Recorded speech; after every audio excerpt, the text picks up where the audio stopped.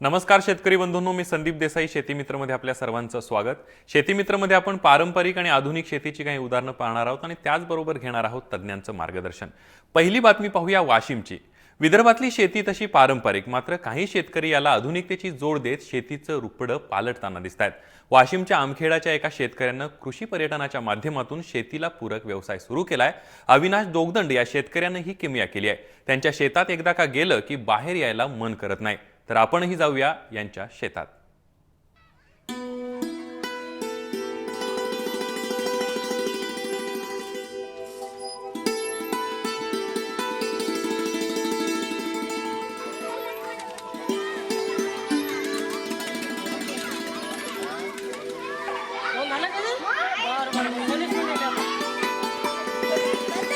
झाडांच्या फांद्यांना बांधलेले झोपाळे, झाडांच्या गर्दीत मुलांची सुरू असलेली घसरगुंडी, हे दृश्य काही कोणत्या उद्यानातलं नाही, तर हे दृश्य आहे वाशिमच्या आमखेडा गावचे शेतकरी अविनाश जोगदंडे यांच्या शेतातलं।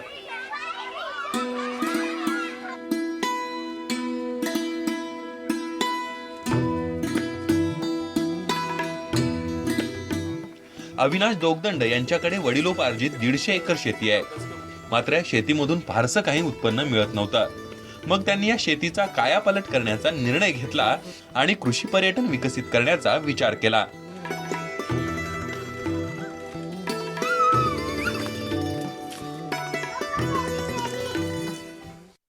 आज खेड्यामध्ये सगळ्या व्यक्तीला एक समाधान, एक चांगलं त्याला फायनान्शियल सपोर्ट हा मिळण्याच्या दृष्टीने पर्यटन हा एक विषय चांगल्या पद्धतीने होऊ शकतो आणि तोच विचार आम्ही विदर्भामध्ये मांडण्याचा प्रयत्न केला।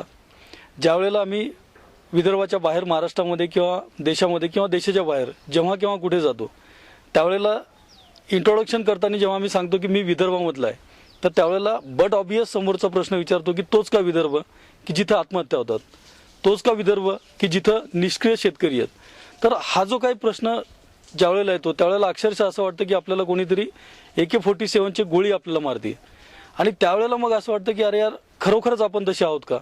पण मला असं वाटतं की तशी परिस्थिती नाही आहे। जी काय आहे ह्या सगळ्या गोष्टी होत राहणार आहेत, पण त्याला कुठेतरी फेस करण्यासाठी, कुठेतरी एक वेगळं आपल्याला वेगळंपण दाखवण्यासाठी प्रयत्न करणं गरजेचं आहे।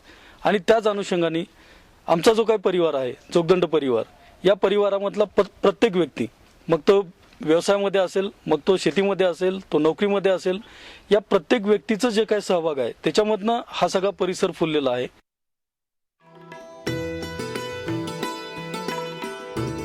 त्यांनी आपल्या 55 एकर शेतीमध्ये लिंबू, सागवान, आवळा, आंबा यासारखी पिकं घेऊन यामध्ये विविध खेळणी मांडली।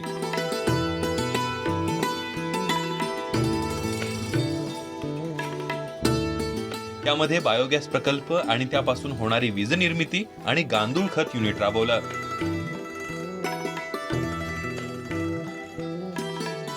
त्याबरोबरच लहानांपासून मोठ्यांपर्यंत विविध मनोरंजनाची साधनं आणि शेतीसाठी लागणारी विविध उपकरणं त्यांनी या प्रकल्पात ठेवली आहेत। या लहान मुलांच्या खेळण्यामधून सिंचन स्प्रे फवारणी असे विविध प्रयोग करून पर्यटकांना आकर्षित करण्याचा वेगळा प्रयत्न जोगदंड यांनी केलाय। शेतीच्या माध्यमातून निर्माण झालेल्या मालातून विविध पदार्थ तयार करून शेतातच पर्यटकांना विकले जात आहेत। इथे येणाऱ्या प्रत्येक पर्यटकाला इथं निर्माण झालेली सेंद्रिय शेतीची माहिती दिली जाते। सेंद्रिय शेतीपासून तयार झालेल्या पदार्थांचा स्वाद घेण्याची संधी इथं मिळत असून येणाऱ्या शेतकऱ्याला माहितीही दिली जाते। या कृषी पर्यटनाच्या माध्यमातून 50 ते 60 लोकांना रोजगाराची संधी निर्माण झाली आहे। आपल्याकडे 55 एकर आता इथे लँड आहे जी विकसित आपण केलेली आहे, ज्याच्यामध्ये पूर्ण फॉरेस्ट्रीच्या रिलेटेड आपल्याकडे टीकवूडचं प्लांटेशन आहे, त्याच्यानंतर लिंबू आहे, आवळा आहे, आंबा आहे आणि ह्याच्या व्यतिरिक्त असं कुठलं फळाचं झाड नाही आहे। मग ते सीताफळ असो, रामफळ असो किंवा अशा बऱ्याचशा व्हरायटीची झाडं आपण इथे लावलेली आहेत की जी ह्या एरियामध्ये येत नाही आहेत। जे काय फायनान्शियल जो काय त्याच्यातनं उत्पन्न जे काय मिळतं त्याच्यापेक्षा महत्त्वाचं आहे की शेती आणि शेतीशी निगडीत जी काही लोक आहेत, आज आपण बघतो की प्रत्येक व्यक्ती शेती सोडून बाहेर चाललेला आहे। आज आपण शहरामध्ये जे काय स्थलांतर होत आहे, तर याला कुठेतरी आपल्याला थांबवणं गरजेचं आहे। आज जी काही खेडी आहेत ही सगळी भकास होत चाललेली आहेत, प्रत्येकजण शहराकडे पळतोय, तर शहरामध्ये कशा पद्धतीने तो लाईफ जगतोय हे आपल्या सगळ्यांना माहिती आहे. तर या कृषी पर्यटनाच्या माध्यमातून आज जवळजवळ 60 ते 70 लोकांना इथे लोकल लोकांना डायरेक्टली इथं त्यांना रोजगार मिळालेला आहे. त्याच्याबरोबरच इनडायरेक्ट रोजगार जर म्हटलं आपण तर इथली जी काही गावामधली आणि आजूबाजूची बरीचशी अशी काही लोक आहेत की जी कलाकार आहेत, काही वेगवेगळ्या शेतीमध्ये ते काही काम करत आहेत, अशा लोकांना सुद्धा आपण इथे वेळोवेळी जेव्हा केव्हा गरज असेल त्यावेळेला आपण त्यांना इथे रोजगार देतो. सगळ्यात महत्त्वाचं कृषी पर्यटन हा जी काही संकल्पना आहे ह्याच्या मागचा उद्देश हा आहे की शेतकरी हा शेतावर राहायला पाहिजे आणि शेती ही शेतकऱ्याजवळ राहायला पाहिजे. अविनाश दोगदंड यांच्या या कृषी पर्यटनाला विद्यार्थ्यांपासून ते थोरांपर्यंत सर्वजण हजेरी लावत आहेत. काही शाळांच्या सहली या शेताला भेट देत आहेत. या शेतीच्या सहवासात विद्यार्थी अगदी रमून जातात. इथे शैक्षणिक सहल आणण्यामागचं कारण असं आहे की आजकाल भरपूर म्हणजे जी ऑर्गॅनिक खतं आहे त्यांचा वापर खूप कमी प्रमाणात होतो. तर इथे आपल्याला असं बघायला मिळेल की इथे एका शेतकऱ्याने इतकी चांगली शेती विकसित केली आहे की खूप साऱ्या म्हणजे बायोगॅस प्रकल्प यांचा वगैरे वापर करून ऑर्गॅनिक शेती ते करतात आणि इथे अनेक उत्पादनं ते घेतात. आवळ्याची मुख्यतः शेती इथे केली जाते. त्याचप्रमाणे आवळ्याचे अनेक प्रोडक्ट्स इथे आपल्याला बघायला मिळतात आणि इथे तयार केलेल्या प्रोडक्ट्समध्ये जे खत वापरलं जाते ते पूर्णपणे ऑर्गॅनिक प्रकारचं असते की जे आपल्याला इतरत्र कुठेही बघायला मिळत नाही. इथे शैक्षणिक सहल आणण्यामागचं कारण असं आहे की आजकाल भरपूर म्हणजे जी ऑर्गॅनिक खतं आहे त्यांचा वापर खूप कमी प्रमाणात होतो. तर इथे आपल्याला असं बघायला मिळेल की इथे एका शेतकऱ्याने इतकी चांगली शेती विकसित केली आहे की खूप साऱ्या म्हणजे बायोगॅस प्रकल्प यांचा वगैरे वापर करून ऑर्गॅनिक शेती ते करतात आणि इथे अनेक उत्पादनं ते घेतात. आवळ्याची मुख्यतः शेती इथे केली जाते. त्याचप्रमाणे आवळ्याचे अनेक प्रोडक्ट्स इथे आपल्याला बघायला मिळतात आणि इथे तयार केलेल्या प्रोडक्ट्समध्ये जे खत वापरलं जाते ते पूर्णपणे ऑर्गॅनिक प्रकारचं असते की जे आपल्याला इतरत्र कुठेही बघायला मिळत नाही. मला माहित नव्हतं आतापर्यंत की शेती काय असते. नेमकं इथं आल्यावरच मला माहित पडलं की शेती काय असते. बरं, इथं मी आवळ्याची शेती पाहिली, लिंबाची शेती पाहिली, आवळ्याचे वेगवेगळे कोणते पदार्थ बनतात ते पाहिले आणि इथं वेगवेगळी खेळणी सुद्धा आहे. मी ती खेळणी सुद्धा खेळली.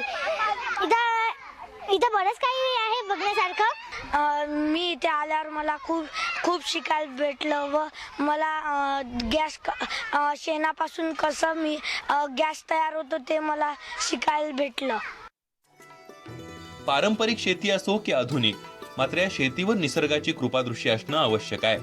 कृषी पर्यटनाच्या माध्यमातूनही चांगली शेती करता येते हे अविनाश दोगदंड यांनी दाखवून दिलंय. शेतकऱ्यांनी व्यावसायिक दृष्टिकोन ठेवून शेती केली तर नक्कीच फायदेशीर ठरते हे सुद्धा अविनाश यांनी सिद्ध केलंय आणि कृषी पर्यटन हा शेतकऱ्यांसमोर उत्तम पर्याय असल्याचं दाखवून दिलंय.